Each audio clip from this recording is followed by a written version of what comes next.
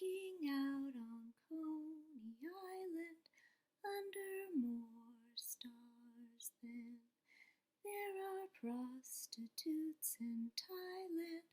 Our hair in the air, our lips blue from cotton candy.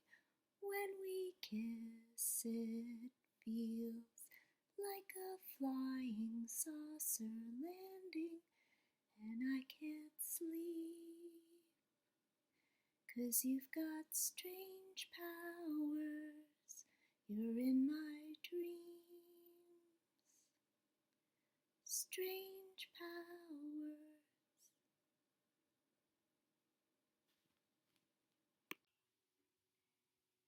Things become other things.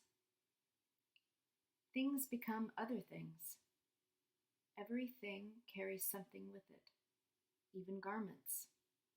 Cloth carries something with it, something of who wore it before, something of whoever made it into cloth, something of what came before it was even cloth, and whoever came before that. Things have meaning.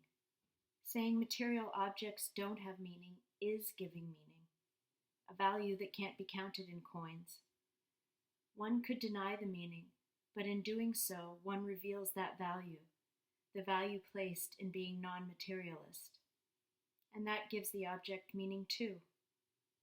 Humans are as foolish in thinking the objects they choose to have around them have no meaning as they are to think they're somehow better than animals who don't speak their language.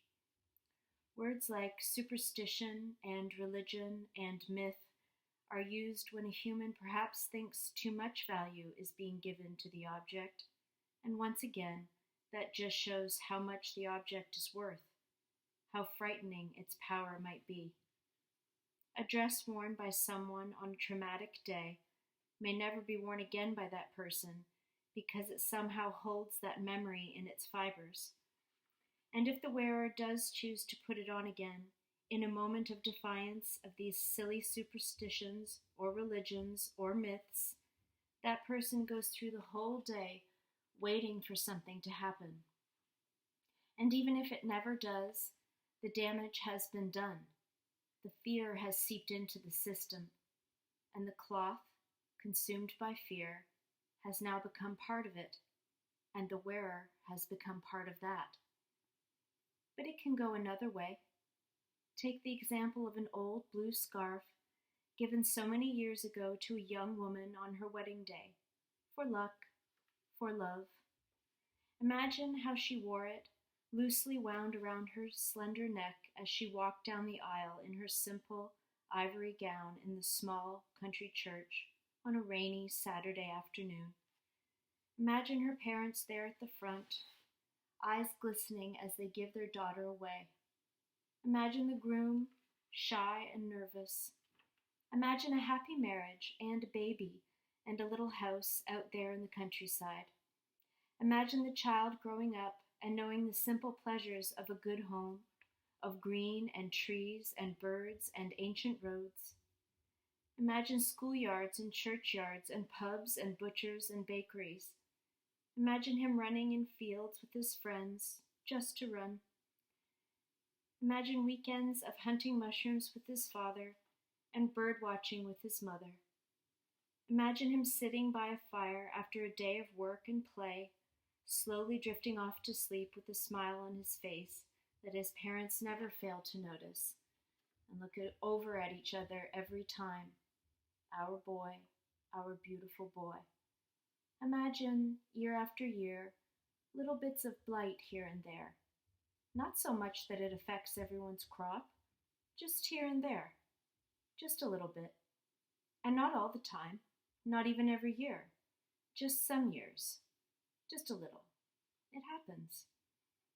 Imagine some years become every year.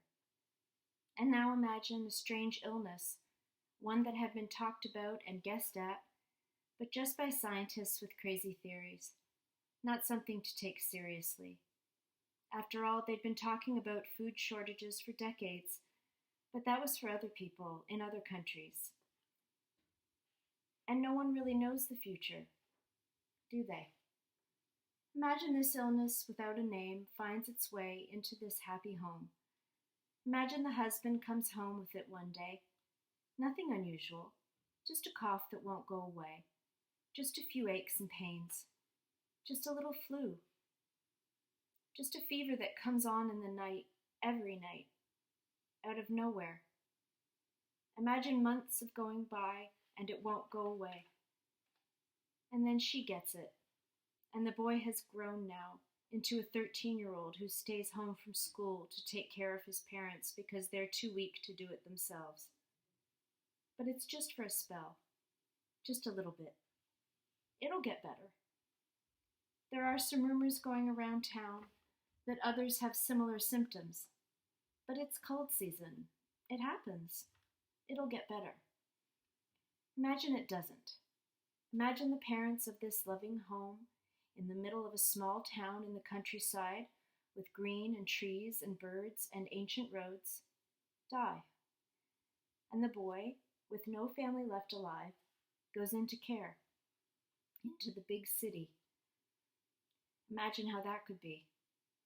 Imagine getting shuttled from home to home, sometimes nice homes, sometimes bad homes, mostly indifferent homes. Imagine never knowing security again. Imagine never being able to get to sleep for fear some other boy may come into the room and steal the few things he has, or else beat him up. Imagine that every night before he goes to bed, and every morning as he wakes up, this boy takes from a special hiding place an old blue scarf, true blue, like a bluebird's back, and every night and every morning he winds it around his wrist and closes his eyes, crosses his arms over his chest, and breathes the breath his parents did, summoning all of their strength, all of their courage, all of their love. Imagine this, and only this, enables his survival to the age of 18, when he is free from the state. Imagine the life he has then. Imagine what he meets on the streets with nowhere to go. Imagine what kinds of jobs he might have, and what he might have done to forget about them. But now imagine that he came out all right in the end, or as all right as one can. Imagine he lived, and met someone, and made a sort of family with that person. And when the world around them began to fall apart, went the same way as his childhood home, they escaped together to a new place, a brand new place, where they had a decent existence, one filled with some sweetness, some sadness. Life is like that. Imagine, in this new place, he came across someone else, a woman escaping. In the midst of her escaping, her feet raw and bleeding, her skin bubbling, mouth open like a fish too long out of water. Imagine he and his companions brought her home and gave her shelter and made her better. Imagine how much he liked her right from the beginning, and how much her silence and stillness and deep, sad eyes reminded him of his mother.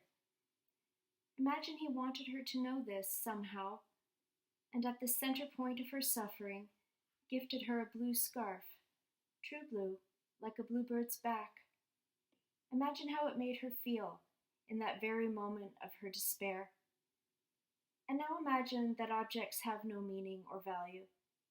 Imagine that blue cloth doesn't somehow contain happiness and grief and hope and longing and every feeling ever felt by every person who ever held it.